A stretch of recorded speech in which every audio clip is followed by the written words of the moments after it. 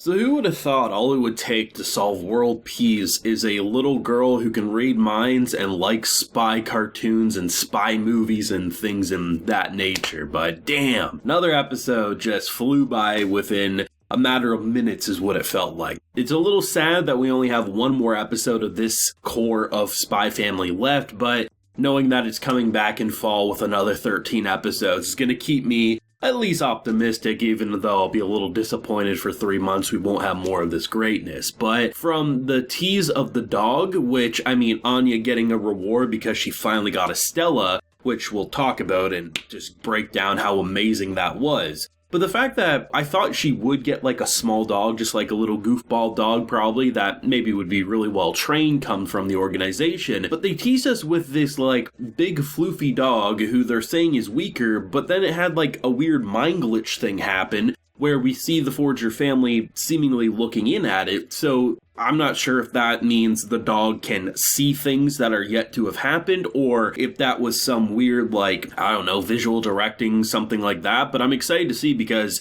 without a doubt, that's going to be the dog that they pick. I mean, there's no way you tease it in that way and not deliver on that big floofy beast. And I'm excited to see what this dog's going to offer, because I didn't think about it, but having a family pet will add a lot to it, because there's no way you add things to this family and not have it be weird at the very least, if not absolutely just ludicrous. I thought the idea of how she got a Stella was pretty genius, because ultimately she's not good with like her studies, right? Her entire master plan is that she wants to learn to read minds specifically so that she can isolate whatever kid's best at math or science or whatever. She can just copy their homework, essentially. My boy Lloyd over here is doing his best to try to relate to her with her spy program so she can learn it a bit better, like how many bullets are left in the chamber, things like that. But I love the fact that, you know, the reason she got her first one, which it kind of feels like that's the reason she'll excel at that school, is because she can be a hero, right? She kind of became a superhero in this episode. It's not just, you know, actually having powers that define. It's the actions that you do either with your general day-to-day activities, or in the case of Anya, her ability to hear other people's thoughts. So I love the fact that because they're going through all this community service, I mean, to get fired from community service, it says a hell of a lot about how dysfunctional you guys are. She was tripping, she was falling, she was napping, she was reading, she was doing everything other than helping. And because for her, that's just a bunch of chores. It's a good idea of how to get a Stella, because you could unexpectedly save someone or do something that just rewards you, but she sucked so hard at it that they literally got kicked out. The one thing that was interesting is that Lloyd never, asked her, because she said out loud, someone's drowning, and he's kind of oblivious. And I think it's because he deals with so much bullshit in this family that he's to the point of just overlooking things and just assuming it's kids being kids. But I like the fact that she recognizes she can't just point out a drowning boy, right? So she has to make it look like, oh no, I'm just a little girl who wants to go for a swim, and then she jumps in. She's super awkward, but then even though she couldn't save him herself because she ran out of energy and things, the fact that Lloyd jumped in after, it kind of provided for the most perfect save thing ever, where she was able to navigate around something that she shouldn't know he was there, but also just looked like a kid being a kid. But in return, because she noticed the bubbles, as she put it, she was rewarded with her Stella. I was also glad that they didn't just completely pin the blame on them being how the hell did you let this kid wander off by himself and almost die? And no, they all recognize, we were all around here. How the hell did we not notice a kid drowning? And my boy Lloyd comes in saying, kids can drown in a matter of seconds and they're so quiet at doing so. You just gotta be a bit more careful. I thought they were just gonna pin the blame, because ultimately it's not like she left him there by himself. There was so many different people. You would assume no one, it's one of those accidents that it's unfortunate, where pin the blame all you want, but it could happen to anyone, all things considered. And it was just crazy how quick he almost got killed just trying to get through therapy so he could walk better again. But it was nice to see how it kind of lit up her world and became Starlight Anya. Even though a majority of people were absolute asses about it, how dare she wear it to school, she probably bought it, blah, blah, blah.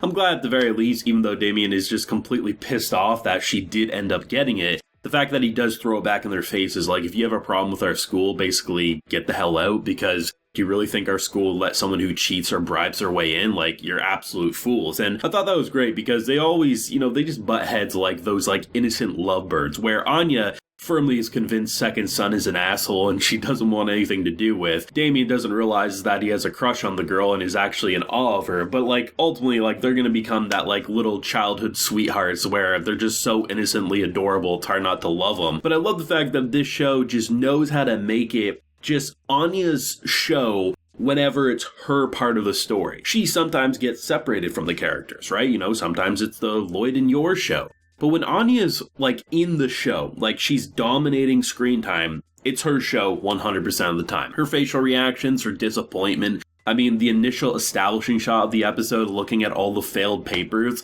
and just seeing how horrible she is, and you just see her so awkwardly, like, trying to avoid contact, and every time he tries to bring up the elephant in the room, she's like, I'm busy. Like, it's hilarious to see how just her general reaction, the Anya memes as I like to refer to it, they just really steal the show. But I'm glad that she's not just simply a meme character. Like, she's not just there to be funny. She has her own story arcs being, like, presented. Like, the fact that probably one of the best vocal performances in this episode is when she's mimicking how she thinks other people will talk to her when she saves the day. Whether that's Lloyd, whether that's Damien, and you have this almost like child book drawing of them interacting. The way she performed her voice to mimic them, it sounded like a child mimicking an adult or a child mimicking another child. And the fact that this actress was able to nail that enunciation and just the range, that deserves a reward if you ask me. But she's so good at actually doing so much for the plot, but also feeling like just a kid trying to be a kid for the first time in her life. And I think the fact that we're going to now get a dog because she wanted a reward, sure, Lloyd was going to get her a reward anyway for getting the Stella, but the fact that of it being a dog was probably not going to happen. So the fact that she's now adding another member to the family, you gotta love what she offers and brings to the table. And I like the fact that when they're talking about getting a dog, Lloyd's thinking, okay, we need something that can, like, kill robbers. And then you have Yor being like something that hopefully is not going to kill her. And just the shit she has to read from both of their heads. You feel sorry for her at certain points in the show, right? You're just like, God damn, this girl goes through the ringer of just reading some of these minds. And the fact that, you know, when you flip it on its head, it can be funny so much. But then in the case of the classroom, like, they say so much bad shit to her out loud. And then the fact that she has to listen into all the bad shit they don't say out loud, it's pretty sad, all things considered, just because she's the outsider, and the fact that that outsider is now surpassing the, you know, the rich, prestigious folk, it's pretty disheartening sometimes. I mean, I've said it pretty much since episode 1, this is my favorite anime of the season. It's just so good, it has so much depth to it, and I'm glad that the production hasn't let up. Like, sure, there's a little bit of a 3D crowd in the cafeteria, but man, just